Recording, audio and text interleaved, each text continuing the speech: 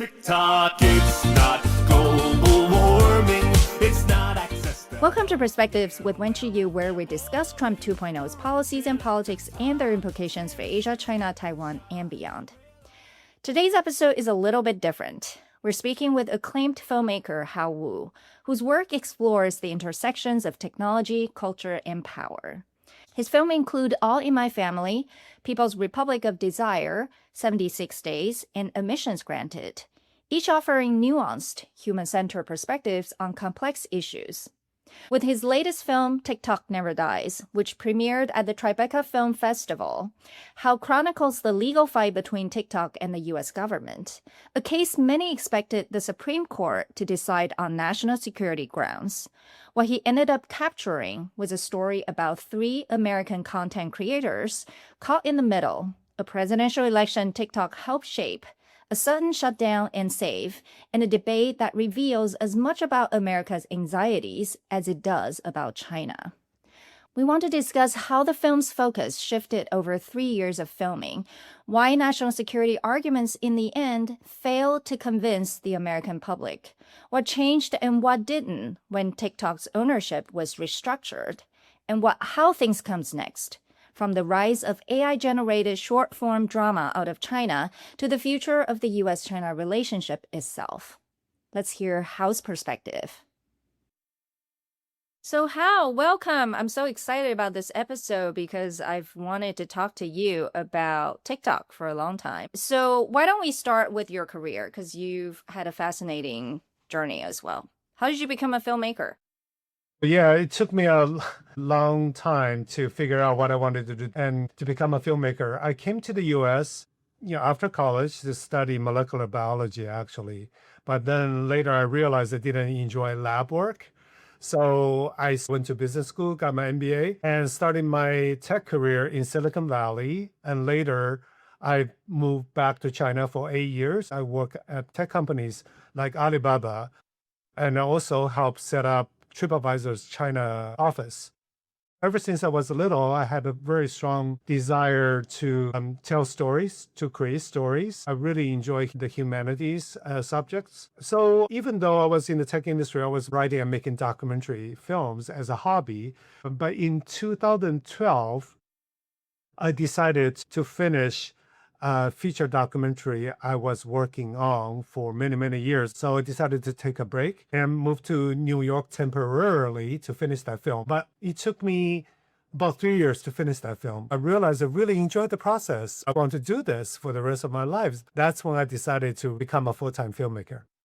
Yeah, I mean, it's an interesting transition, moving from tech to being a full-time documentary filmmaker, but that shows in your several films as well. So recently, TikTok Never Dies was premiered in, was it Tribeca was the premiere? Tribeca was the world premiere. Okay. So tell us, when was the time that you decide, okay, I'm going to actually devote a lot of time and energy into making this film?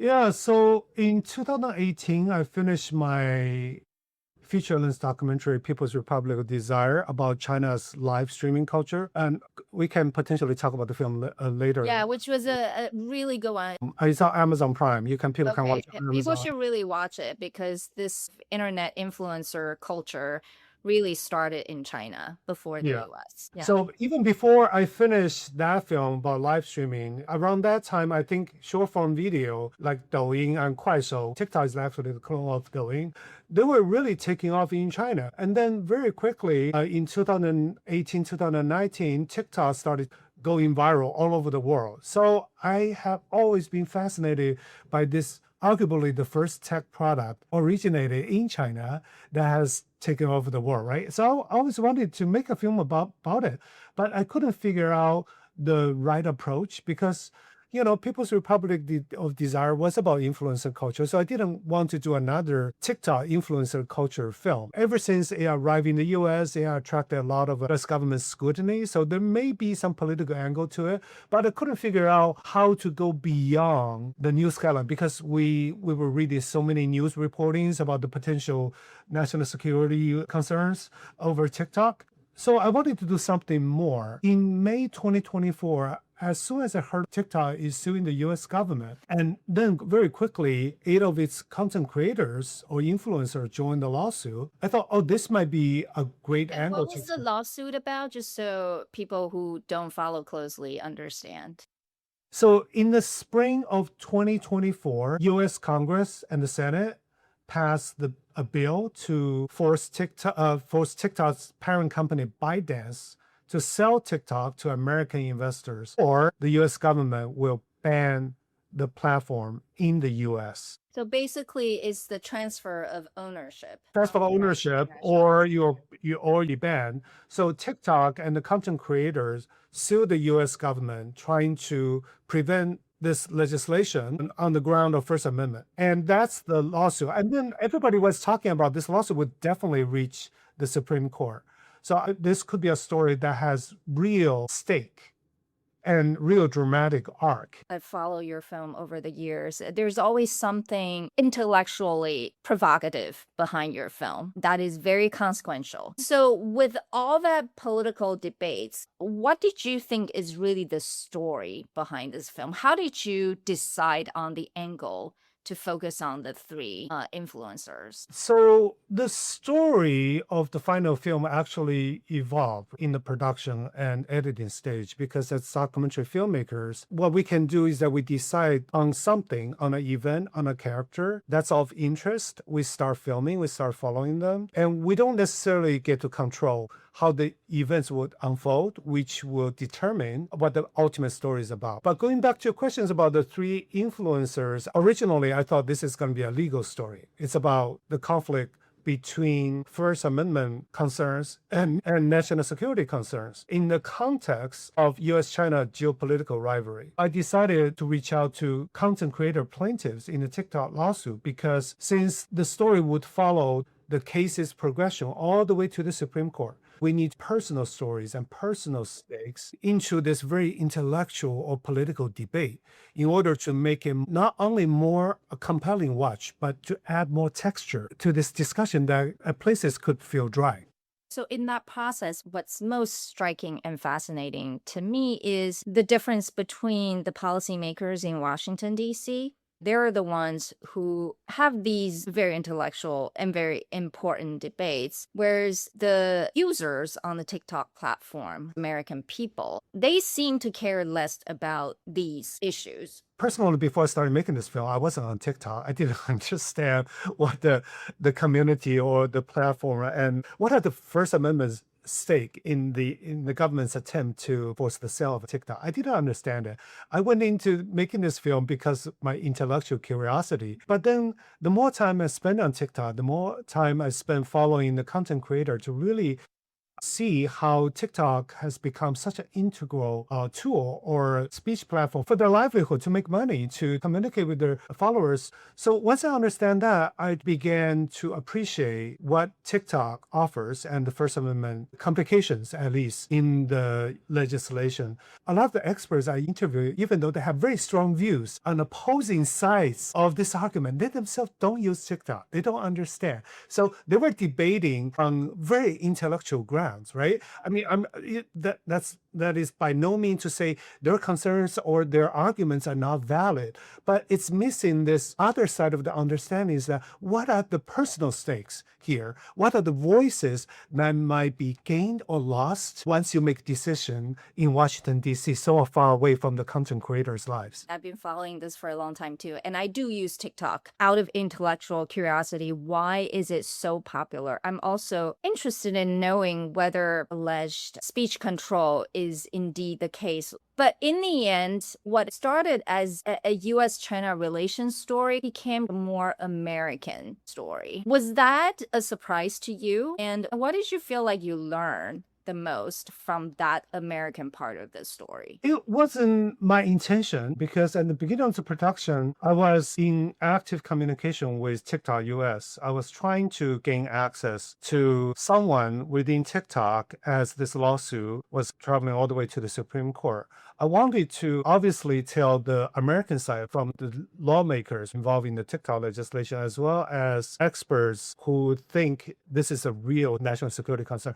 But I also want to show the TikTok side of the story. But because the sensitivity of this lawsuit, TikTok didn't want to make anybody available for filming while this case was going to the Supreme Court. So in the end, I was only able to film the American content creator side of the story. So I really couldn't show the TikTok side of the story. And then I reached out to many people in China, ex-ByteDance employees. Nobody was willing to tell the China side of the story. So it was kind of being forced to pivot, to move away from the US China side of the story, because there's just so much dry intellectual debate you can do in a film. And also filming this through the 2024 election to see how TikTok plays such an important role in the presidential election, and to see how Americans react to the 12 hours shutdown, to Trump saving it. So later in the production process, I just realized this is American story. It's really about how Americans think about TikTok, how we are projecting our anxieties about everything in the modern society onto TikTok. So how do Americans think about TikTok? What do they really see TikTok in their life that somehow policymakers don't get it? Depends on who you are, how often you use social media or use TikTok. For people who are older, who are not using social media as much, they usually think about TikTok as the prime example of social media addiction, the perils of social media. Social evil, basically. The social evil, the new evil. We need to Yeah. ban it. We need to make sure kids don't have access to it. Like Australia, UK already banned social media for kids under the age of 16, right? So TikTok in the past decade has been like the worst, if not the worst, one of the worst. But there's also people who in the national security establishment who clearly see TikTok as the example of the China threat, right? But then there are young people who use social media, are using TikTok to learn about things, to form communities, and to be able to express themselves and to find recognitions, right? And also to make a living. More and more young people make a living on social media. So they see TikTok as this great tool. They're saying TikTok, compared to Meta products like Facebook and Instagram, TikTok has better child safety protection, has better filters for bots. So they actually feel safer on TikTok. So it is a big debate that's going on in American society. TikTok, because it's Chinese origin, just somehow attracts more scrutiny. In the US, because people can actually participate in those debates, in the lawmaking process, on the grounds of press freedom. And so the national security argument doesn't seem so compelling to people. I want to understand why. Because if this is the case, let's say in China, what the government is saying, okay, this has national security implications, then people would just basically obey whatever the argument is from the top. Why do you think that's the case, that it's so hard to convince American people that it truly is a threat to American national security? I think maybe there are three factors. Number one, the lawmakers in the legislative process didn't present concrete evidence that clearly show the Chinese government used TikTok to influence opinions in America or to spy on Americans. I reviewed all the briefs. A lot of the legal scholars also reviewed the legal documents that become part of the record in the legislative process, that a lot of portions were redacted. So we don't get to see what worried the lawmakers. Then lawmakers coming out of those closed doors intelligence briefings around the TikTok legislation, some of them were not convinced that there was any smoking gun. So I think number one is the weakness in the government's evidence that can help sway public opinions. Number two, what I came to appreciate after making this film is a deeper understanding of the long history of the tension between civil libertarians and national security officials in this country. There has always been a deep suspicion. There's always been a conflict that we shouldn't trust the government with whatever they say. In history, government tends to overreact when faced with national security worries. So that's the number two reason. So that's why you see people like the ACLU and a lot of First Amendment legal scholars voicing open oppositions to this legislation. Number three, younger generation today, they don't have trust in our government. They don't see the government's working for them. They see the rich getting richer in this country, the poor getting, at least the income for the poor are stagnant, right? Their livelihoods are not getting better.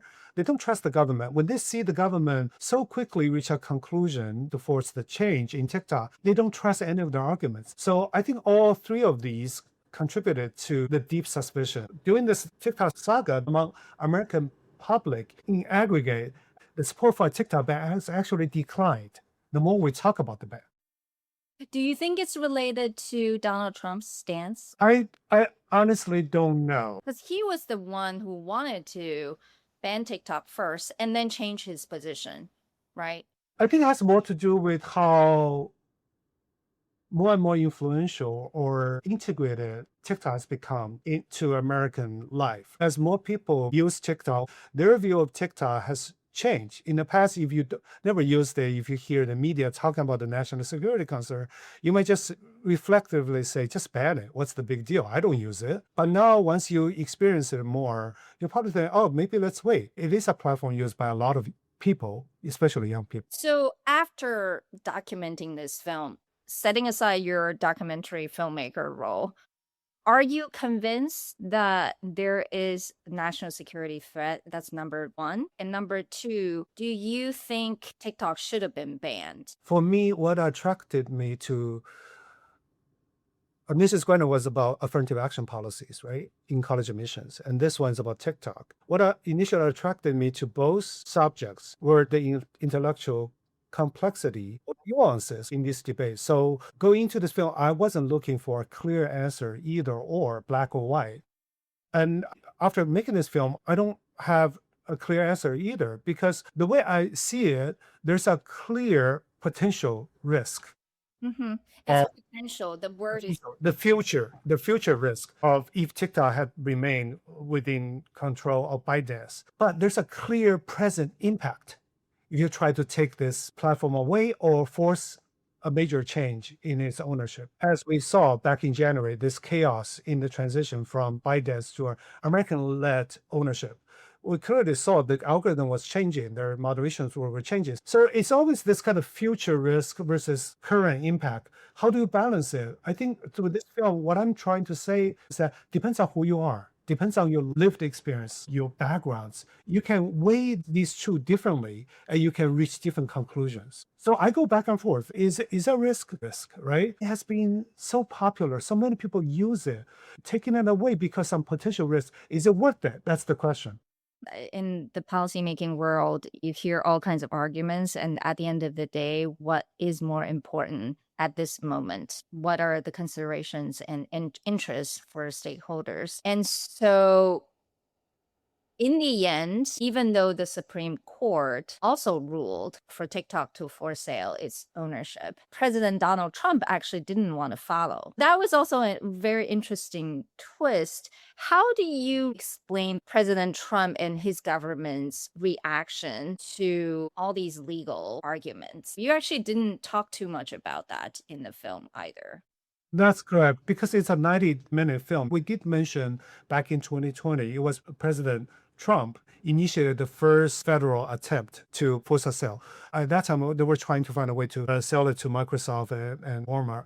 Oracle. Yeah. But we spent a lot more time in terms of how Trump repeatedly used executive order to delay the implementation of the law to save TikTok. Nobody can get anybody close to Trump on record. The most obvious reason is that Trump benefited from TikTok. Election. Because of the election, it was very clear, even for me as a casual scroller on TikTok, I can see so much more like conservative or Trump supporting content on TikTok compared to a few years ago. So Trump benefited from that. There are data indicating how much support he gained from young voters, and TikTok arguably is the best communication platform to reach those voters, right? So he benefited from that in the election, and people around him were investors in ByteDance. That might have had some influence. Nobody knows for sure. So these two things together can be the real reason that Trump wanted to save TikTok. TikTok is good for elevating conservative content in addition to X and other platforms. It's not just TikTok, right? Social media in general, I think, has veered towards more open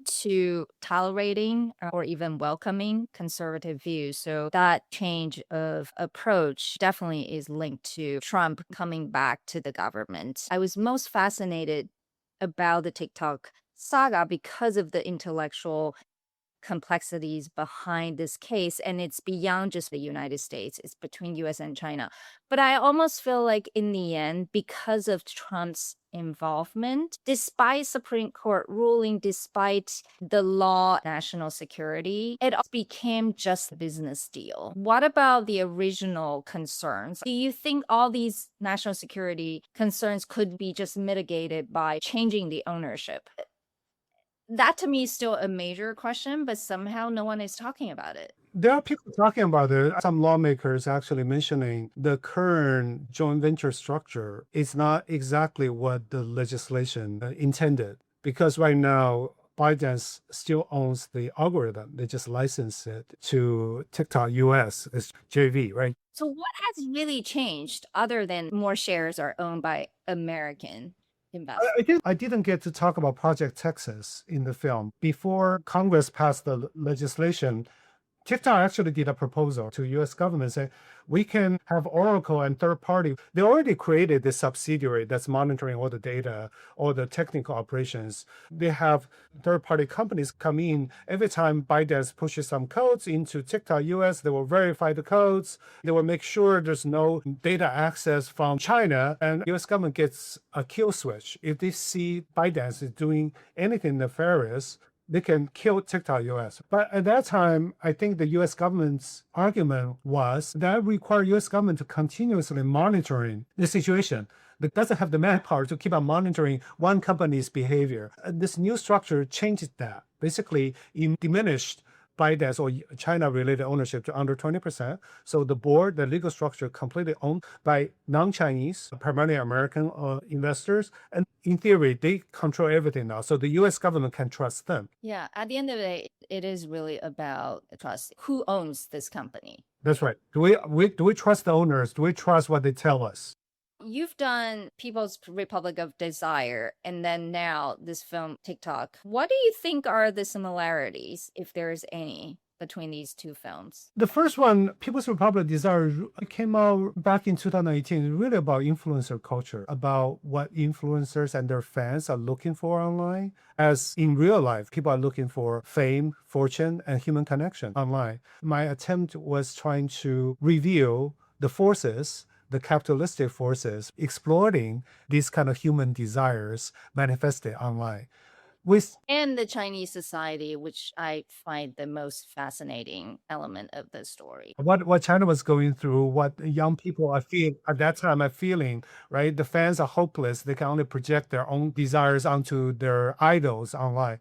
With TikTok Never Dies, I think by the end of making the film, I feel like I'm trying to do something similar. It's like, okay, you see TikTok as this really fun, energetic, loving platform, but beyond that, what are the forces trying to shape it, trying to control it? What are the economic forces and the political forces? So I'm trying to do a similar thing, a deeper understanding. What the majority of Americans are feeling and thinking. That's a critical element beyond just what people in Washington, D.C. are thinking. Absolutely. So with all the films, People's Republic of Desire, 76 Days, also another incredible film. If people haven't watched it, it's about the Wuhan lockdown of COVID. The human side of the story, emissions granted, and now TikTok Never Dies. What do you think you as a filmmaker is trying to tell the world? I guess as a storyteller, as a filmmaker, I'm personally very attracted by the rich diversity of opinions of people, of cultures in this world. And so to all my work, I'm really trying to bring a deeper understanding of any issue, of any people to the audience. None of my films, I'm trying to project my own opinions to the audience. I always try to show the complexity It's through your lens to look to my at lens. Yeah. So it's matters. yeah, it's really trying to understand the humans in streaming craze or the scare of Wuhan lockdown or in intellectual debates. How do people react to it? What they bring to the debate and what are the reasons they have different opinions? That really intrigues me. That's the primary motivations why I want to make films and tell stories. And that's what I'm trying to bring to the audiences as well. And we also know documentary filmmaking is not like the entertainment business, right? So how does that work as a business? What is the latest trend? Okay. people making tons of money by doing documentary film. Oh no. First of all, I'm trying to make my films entertaining, even though, Oh, for even sure. though, Yeah, yeah, yeah, yeah. even though But that, I but don't mean like, I like, understand. I yeah. understand. So I'm joking. I mean, there's been a lot of discussions going around in the documentary field a decade ago with Netflix jumping into the industry, buying a lot of documentary, bidding up the prices. So the industry saw a boom for a while, but now everybody's cutting back and PBS are not buying as many films anymore. So it's been hard as I travel with this film to go to festivals, meeting other filmmakers. I was joking with them, there's no business model here. With all the money you put in into making this film, there's no clear path. For most films, there's always one or two, a few films that sell well at festival, find homes at one of the streamers, and those filmmakers will probably do okay. But for most filmmakers, it's going to be tough. I mean, there's no clear return on investment. And is AI going to impact filmmaking as well? I think for narrative films, yes. So what's interesting is that, in China right now, the most popular entertainment form is the vertical short drama. In the past year, they have cut the production costs almost to zero because they're using AI now. Well, for scripted format, you can potentially see it. Right now, in the documentary field, we're having a big debate about how much AI we should be using because we're telling real stories, right? If you use too much AI, can it still be documentary? But then AI is definitely helping to lower the cost in the process, right? In the More post-production, right? post-production. In the production, I'm not so sure how AI can help. Whereas in the short form drama I was just talking about, it really helped lower the production costs. They don't have to need to have actors. Since you mentioned the short film production, I've been obsessed and addicted to some of the drama shows. I do it almost like a student. I'm interested in learning why it's so popular and what's the potential. For those who haven't watched any of that, because it's not just Chinese drama. It kind of reminds me of 20 years ago, if you go to a supermarket, you will see rows of those romance fantasies and a ton of those content that's currently being produced from China, Henan. You would not know that the entire operations are based in China. You're just buying into the story. So is this going to be another TikTok moment? Most people are not going to trace the roots unless you're interested in the business model. What do you think is going to affect the future of filmmaking media industry when China is clearly taking over this space? Is it going to be banned? I mean, I almost don't think it's possible. You raise a very good point. Is this another TikTok moment? Yeah. Because it's so influential. It's going to be so influential if it's not already. My gut is telling me this could be another TikTok moment. But remember, we've had TikTok moments before TikTok, like live streaming. It was huge in China. It never took off here, other than on Twitch, right? So there are certain products that were really, really popular in China, but somehow couldn't resonate in this market. But short form drama, I can totally see it because it's about entertainment. And then right now, most of the short form drama produced by Chinese producers with AI, like with Caucasian actors, their stories. I haven't found any drama that's interesting to me personally, but I totally can see it gets better and better. With the investment, with the experience, they will get better. They will get better. They might kill Hollywood. They might kill. Sorry, I shouldn't say this. No, I think they dominate a particular market, right? Like I was saying, for example, the romance fantasies type, like the daytime soap operas or Lifetime channel type, I think it's going to be taken over for sure. Yeah. And completely replaced, because why would you read a novel and you're just watching it on short videos, right? It's just so much easier and accessible. My final question, there's the US-China relations that we're all very interested in, but if you add in the business element, the national security element, what does that say to the future of US-China relationship? I think US-China relationship right now, as you definitely know a lot more than I do, is at an interesting moment, right, with the second Trump administration. What we're seeing on TikTok is also very interesting. And you've heard about China maxing trend, right? Americans wanting to have Chinese lifestyle. That's trending on TikTok. And then during the TikTok shutdown, a lot of people on TikTok are talking about Red how they're going to Red interacting with Chinese users. Because I started my career in the tech industry when we still had so much optimism about how technology, how the internet could connect us rather than divide us. So I guess my personal hope is that TikTok, other technology, as much as the government trying to control it